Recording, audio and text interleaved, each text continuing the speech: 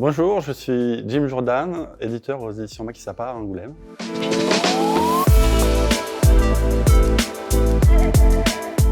La maison d'édition existe depuis 2018. À cette époque-là, j'avais démarré un livre qui s'appelait Les mésaventuriers de la science, sur des anecdotes de terrain.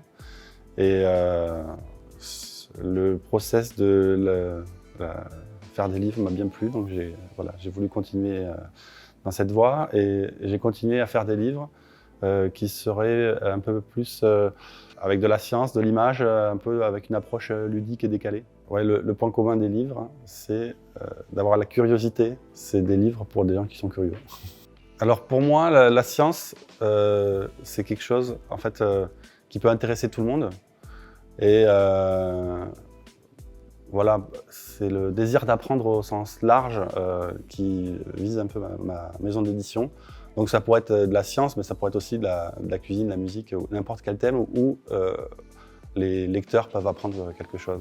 Donc voilà, l'idée c'est de garder la science au sens très large, c'est-à-dire quelque chose qui peut, voilà, où il y a un processus d'apprentissage et autant que ça se fasse de façon moins scolaire, un peu plus ludique.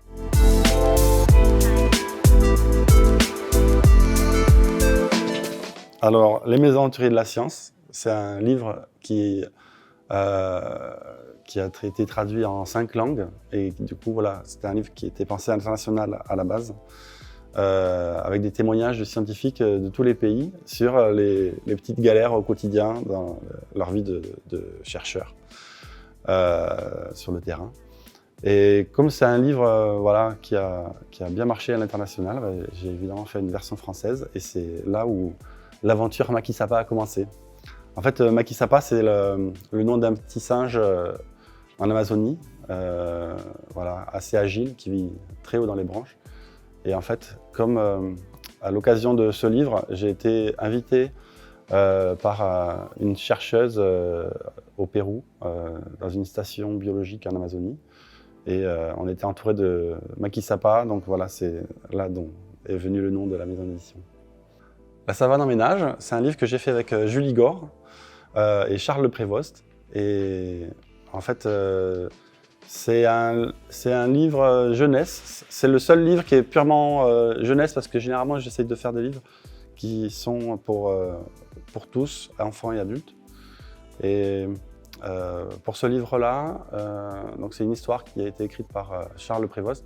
Et on a demandé à une biologiste américaine, Anne Hilborn, de faire un complément sur la relation entre les animaux et les humains dans les villes, puisque c'est l'histoire de fiction parle exactement de ce thème-là. Alors, Scientifique confiné, c'est un petit livre qui a été fait pendant le confinement. Voilà, qu'est-ce que des scientifiques pourraient faire enfermés chez eux? Voilà, c'est une question qu'on a essayé de répondre avec Louis Badet, qui est vulgarisateur scientifique à la Turbine Science. Et voilà, c'était un petit livre sans prétention qui a été fait rapidement, mais je suis content qu'il existe. Aurore Humanum Est, en fait, c'est adapté d'une chaîne YouTube animée par Cédric Villain, qui est professeur de design graphique à Roubaix.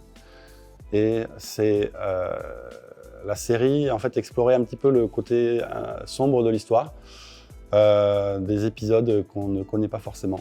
Donc voilà, le livre reprend sur papier les épisodes de la chaîne avec quelques épisodes en plus. C'est 50 épisodes voilà, de vulgarisation historique. Wes in Town, en fait le réalisateur Wes Anderson est venu il y a 2 ans à Angoulême. Et en fait, l'occasion était trop belle pour ne pas faire un projet avec tous les dessinateurs qui l'ont vu poser ses valises et filmer dans les rues d'Angoulême. Donc on a demandé à 12 auteurs locaux leur vision du tournage, voilà, épicé avec des petits témoignages de figurants ou de techniciens.